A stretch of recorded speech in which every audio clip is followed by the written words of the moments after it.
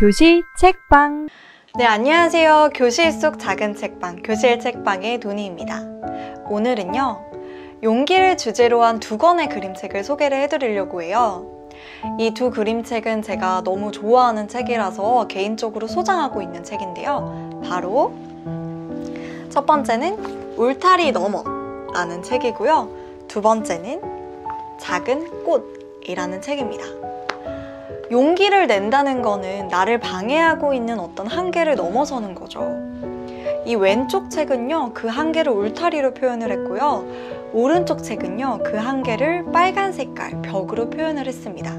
그러면 이 그림책의 주인공들이 어떤 방식으로 용기를 내서 이 울타리와 벽을 넘어냈는지 한번 살펴보도록 하겠습니다. 먼저 첫 번째 그림책으로 한번 봐볼까요? 네, 첫 번째 그림책은요, 마리아 굴레메토바라는 작가, 이름이 어렵네요. 마리아 굴레메토바 작가의 그림책입니다. 이 작가는요, 불가리아 태생의 작가고요. 어렸을 때부터 가족들과 친구들과 산으로 여행을 많이 갔다고 해요. 그래서 그때의 경험이 이 책의 배경이 됐다고 합니다. 그러면 우리 표지를 한번 자세히 살펴볼까요? 네, 표지를 보면 누가 있죠? 네, 돼지로 보이는 친구의 뒷모습이 보입니다.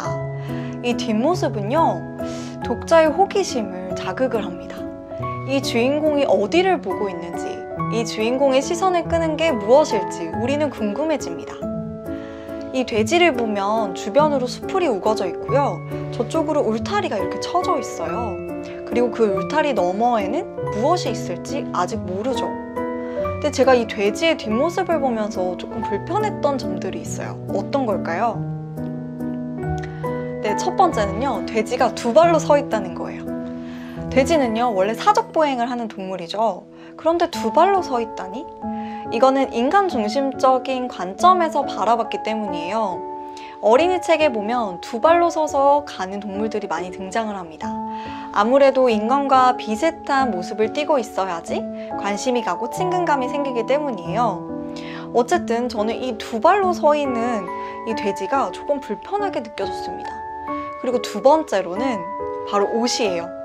돼지는 사실 옷을 입지 않잖아요. 근데 바지를 입었고 블라우스를 입었고 또 목에는 레이스 장식까지 하고 있어요. 되게 거추장스럽다고 느껴진달까요? 제가 예민한 탓인지 아니면은 뭔가 정말 숨겨진 다른 의미가 있는 건지는 우리 그림책을 통해서 한번 확인해 보도록 하겠습니다. 자, 그럼 그림책으로 들어가 볼까요? 울타리 너머. 안다는 말이 많았어요. 소소는 듣기만 했죠. 안다가 누구인지는 그림을 자세히 보시면 알 수 있겠죠. 안다는 소소한테 어울리는 옷이 뭔지 알았어요. 뭐라고 놀면 좋을지도 알았고요. 안다는 소소에게 어울리는 옷도 알고요. 그리고 뭐 하면 놀면 좋을지도 알아요. 하지만 여러분들, 이 소소의 표정을 한번 보세요. 전혀 행복해 보이지가 않죠. 안다는 소소에 대해서 다 안다고 생각을 하지만 사실 소소는 행복하지 않았어요. 그래서 저는 이런 구성들이 좋더라고요. 이 텍스트와는 전혀 반대되는 그림 장면이 나올 때, 대조적인 장면이 나올 때가 재밌더라고요. 그림 서사와 텍스트 서사가 따로 가는데 이 독자들은 어느새 그림 서사의 편에 서서 이 그림책을 즐기게 되는 거죠. 그래서 이제 안다는 소소에 대해서 안다고 생각하지만 소소는 전혀 행복하지 않은 모습을 보고 그 다음 장면으로 넘어갈게요. 소소는 산책을 나갔어요. 마침 안다의 사촌이 놀러 온 거예요. 그래서 소소에게는 개인적인 시간이 주어진 거죠. 그런데 여기서 주의 깊게 봐야 하는 모습이 있어요. 네, 두 발로 걷던 소소가요, 드디어 네 발로 걷습니다. 본인에게 어울리는, 걸맞는, 본능에 충실한 이 걸음걸이로 말이죠. 그래서 이 산책을 나간 소소를 보면요, 저기 멀리서 누군가 걸어오네요? 누구일까요? 네, 이 친구는요, 멧돼지 산들이에요. 만나서 반가워. 그런데 그게 뭐니? 산들이가 물었어요. 산들이 입장에서는 옷을 입은 소소가 굉장히 낯설게 느껴지는 거죠. 아, 이건 옷이야. 소소가 대답했죠. 숲에서 달릴 때 불편하지 않니? 아니, 난 달리지 않거든. 세상에, 달리면 얼마나 신나는데. 한번 해봐. 같이 달릴래? 그러고 싶지만 난 돌아가야 해. 만약에 여기서 끝났다면 되게 소극적인 소소일 거라고 전 생각했을 거예요. 하지만 분명히 여지를 다음에 남깁니다. 소소가 이렇게 말해요. 그런데 나중에 다시 와줄래? 하니까 산들이가 그래 라고 대답을 하는 거예요. 나중에 다시 와달라는 말은 지금은 내가 울타리를 나갈 상황이 아니고 준비가 안 돼 있지만 나중에라도 나는 꼭 울타리를 나갈 거야 라는 어떤 의지를 숨겨놓은 문장이라고 저는 생각이 들었어요.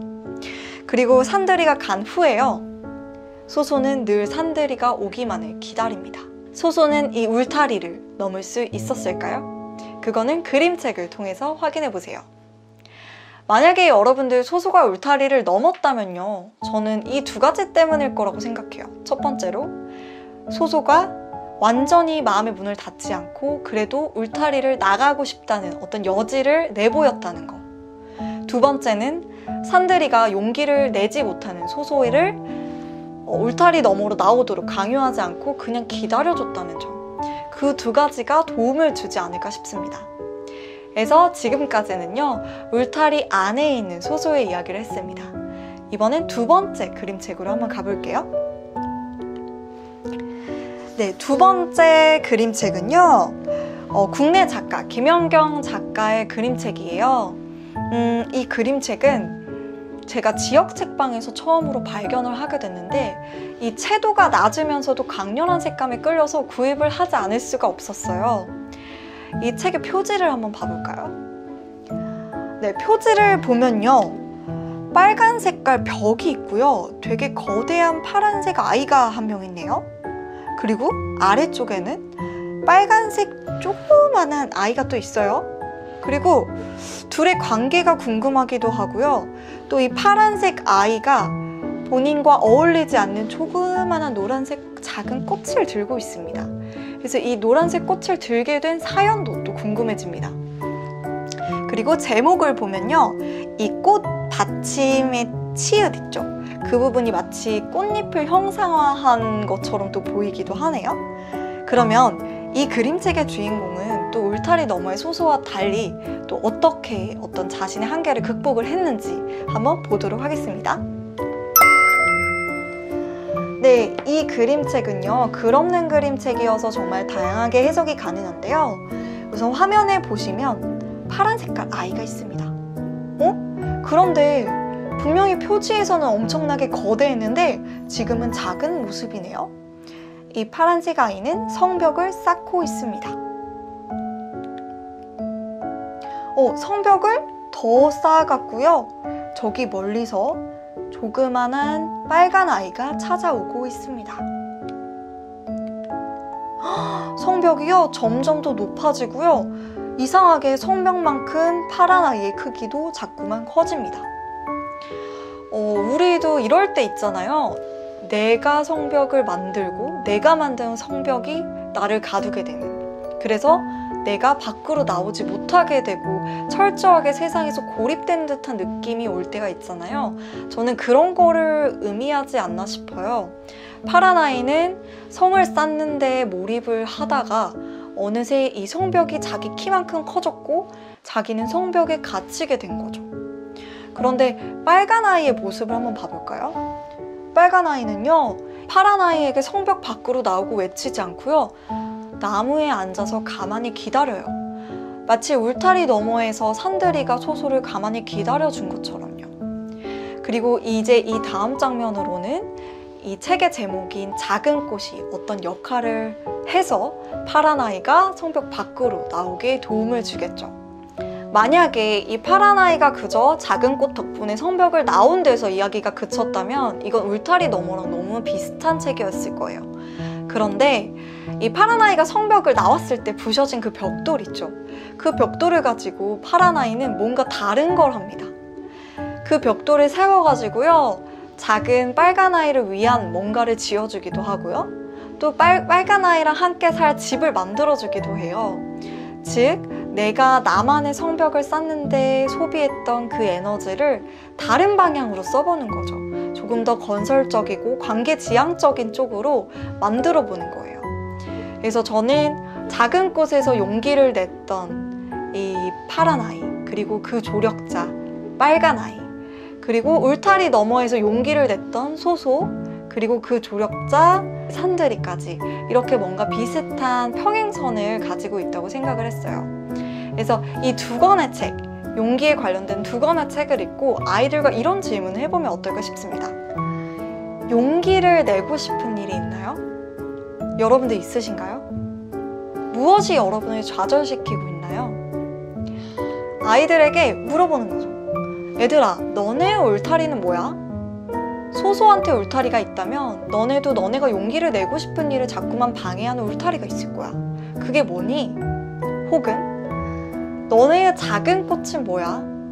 아무리 울타리가 있고 두꺼운 성벽이 있다고 하더라도 너네가 그 성벽을 나오게 만들어주는 그 소중한 무언가, 그 작은 꽃이 있을 거야. 그게 뭐니? 라고 하면서 대화를 나눠보면 좋죠.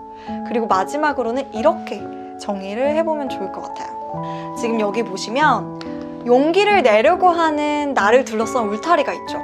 그 울타리는 방해 요소예요. 돈이 될 수도 있고 부모님의 반대일 수도 있고 또 학생이라는 신분일 수도 있을 것 같아요. 그런 방해 요소들이 있고 그것 때문에 좌절한 나의 모습을 그려보는 거죠. 지금 나의 모습을요. 그리고 울타리를 넘어서 그 밖에는 내가 용기를 내서 도달하고자 하는 그 목표를 그려보는 거죠.